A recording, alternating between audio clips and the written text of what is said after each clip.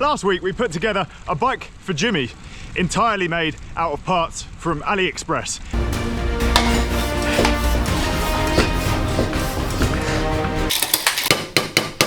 It looks like it could be comfortable. What? Frame, wheels, the whole lot. Today is the first ride on that bike. You're putting me in the hurt. It's one bike, so he has to ride fast. You okay? No, I'm absolutely terrified. I'm not worried about the frame or the wheels, it's just all of the connecting bits. Well, I'm glad I'm behind. I don't have to be a human brake.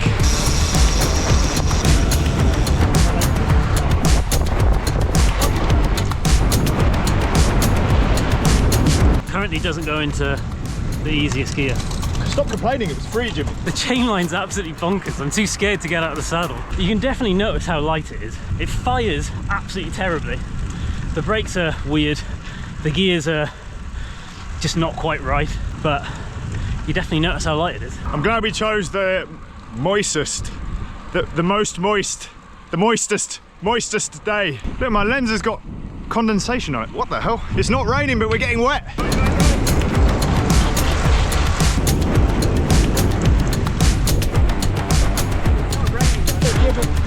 So for people who watch the original build video, there is a Sensor Empire Pro group set, which I'd been using before on this bike. Not on this bike, on Jimmy's bike. And for some reason, it was shifting completely perfect when it was on my Scott Foil, my old one. And then as soon as we put it on Jimmy's bike, it stopped working. And it was just skipping everywhere. We've got new chain, new cassette, new chain ring. It should all be working smoothly, but for some reason it's not quite performing as it should. The chain line though is absolutely wild. Yeah, because we've gone one by. And it must be contributing to it. A one by crank, which that is, should have a correct chain line to run one by. So bit of a strange situation. We might have to try it with a different chain ring. Ideally a smaller one for you as well, because the gearing is quite big. We'll see what happens there. Definite improvements to be made. Other than that, Jimmy's flying. This could be a fantastic bike if you got all of the bits dialed in. It's kind of cool having a really light bike. You've ridden like stupidly light bikes. Although that said, some of the aero ones are generally heavier, aren't they? Obviously they ride fast. This one is obviously disc brake and aero, the new Scott Foil. Do you have you weighed that? Yeah, it's like just over 7 kilos. With nothing on it? Yeah, that means that is a good kilo and a bit lighter. So it should feel snappy. As soon as you accelerate it from low speed, I'm a bit nervous too. Nice. That's kind of the thing, isn't it? Because it's still the brakes are a touch suspect. The chain line is really like making the brakes are very suspect. They are, yes. I would not recommend them. A lot of the stuff is hilly. I need to be in an easier gear, even if I'm going to like give it a bit of bounce. And I'm just in my head, I'm just like, well, if this slips off whilst I'm out the saddle, giving it the beans. So I genuinely think that frame set and those wheels with a decent group set, i.e. a SRAM or a Shimano, probably actually be a phenomenal Or a bike. Campag. Or a Campag, SRAM. No, but any reputable drivetrain system on this frame set with this wheel set, I think could be a phenomenally good hill climb bike, or just a bike in general. Thanks, Francis. I'm not convinced the brakes actually work anymore. Do you think they got a bit wet? A little bit. It must be that moisture in the air we were talking about earlier. Yeah, it must be. Must be. Let's see how good they stop. I thought you said it never rained up north. They're working. They're working.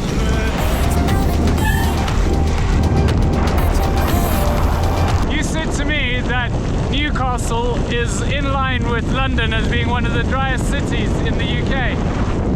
We're not in Newcastle, Pickle. Why are you walking? The brakes currently don't work. Like on the bits that aren't too steep, it's fine, but when there's a river running down the road. Recap of the parts that are on this bike. We have an Elves Vanyar Superlight frame set. We have Elite Wheels Superlight Drive 40Vs that are actually performing really well. The group set is, as I said, Sensor Empire Pro, which we've set up one by. The seat post comes with the frame. The handlebars come with the frame, and they are carbon as well. There's a wafer thin carbon AliExpress saddle, unbranded. And then to finish it off, we've got a couple of non-AliExpress consumable parts, which is 2 Tubolito inner tubes and 2 tyres, which we've had to change from the Hutchinsons that I put on to Vittoria Corsa Evo CXs. They're 28mm, and we needed a slightly narrower tyre to be able to fit in this frame because it's a little bit older style. The clearance inside the fork and at the chainstays is a little bit tight for a 30mm tyre, and the 28mm tyres from Hutchinson, actually, these Corsas seem to measure a little bit narrower. So that's what we've got currently set up for Jimmy, who's just walked off. We've hit a small problem with the first ride of Jimmy's new bike video, in that we've lost Jimmy. Jimmy's run off. We hit a crossroads and I was faffing around with my camera and Jimmy's carried on, but we don't know which of the roads that he went down. So well, Jimmy's run off, literally. yeah, he was, last time I saw him, he was running with his bike. I think he just assumed I knew where I was. I think he's done a loop. I think he's turned off. I don't think he would have carried on going further away from where we're meant to be. Sunny now. Jimmy. Hello. It's not sunny. You're putting long finger gloves on. Extra grip for the climb. Extra drip. Extra drip for the bed. Why are you braking? What do I know? Oh, Just what you want on a climb. I think it's safe to say the ZTTO brakes are not very good. Do you think the constant brake rubbing negates the Superlight bike? Probably. So it's the effective bike weight now of 28 kilos. Yeah, but when you're at a cafe, everyone lifts it up and go, woo! Woo, ah. But then they hear me coming in from 2.5 miles away. No, you don't ride it. Oh, of You course, drive yeah. it.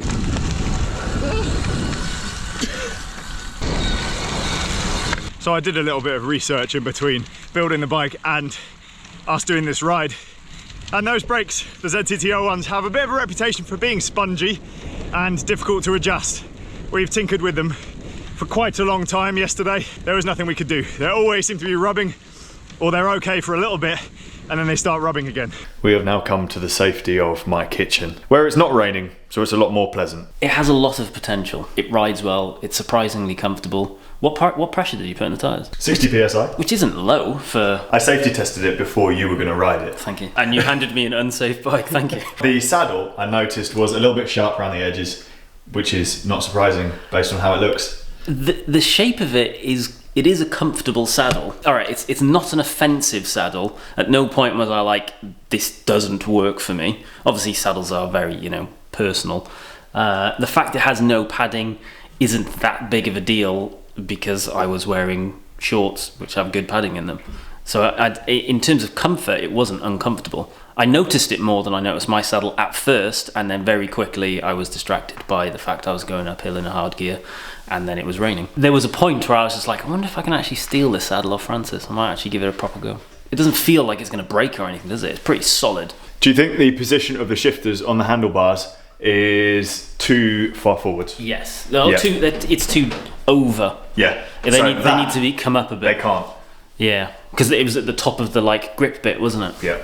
Yeah, that's not right. Of course, you can run this bike with normal handlebars and normal stem as well, and that would be the solution. These are the bars that they sell as an extra when you buy the frame. The problem is there's a little piece of thicker carbon that's on the handlebar that stops you from crushing the bar when you do up the shifter and attach to the bar. That kind of ends very early, so you can't get the shifter any higher up without risk of, well, I guess you could, but you risk crushing the bar. It was definitely a reminder of how crap carbon wheels with rim brakes are when it's wet. Really, the conclusion here is that there is two major issues with this bike. Firstly, the brakes, not good enough, not safe to ride in the wet. You ended up walking down a hill, which is fair enough. I wouldn't have wanted to be in that position. That can be easily rectified and tested with a different set of calipers, which we will do. The chain line is the other problem. So for whatever reason, the crankset that we've put on, I don't know if it's a bottom bracket width issue. You've used that one bike on other stuff, and I bet it didn't have that big a gap. It just must be a compatibility thing. It was fun to ride, and the way you really, I think where you notice light bikes most is not when it's really steep, but when it's actually like 1%, 2%, where normally you'd be like, wow, this is starting to feel hard, but I'm not actually going uphill very far. Whereas on that, there's a couple of points where it's like 2%, and it's kind of like, it feels exactly the same as if you're on completely flat. I'm sure you notice it when you're going up the steep stuff as well, but that's just always hard regardless, isn't it? I just find everything hard, Jimmy. I'm going to retire soon. Oh, good.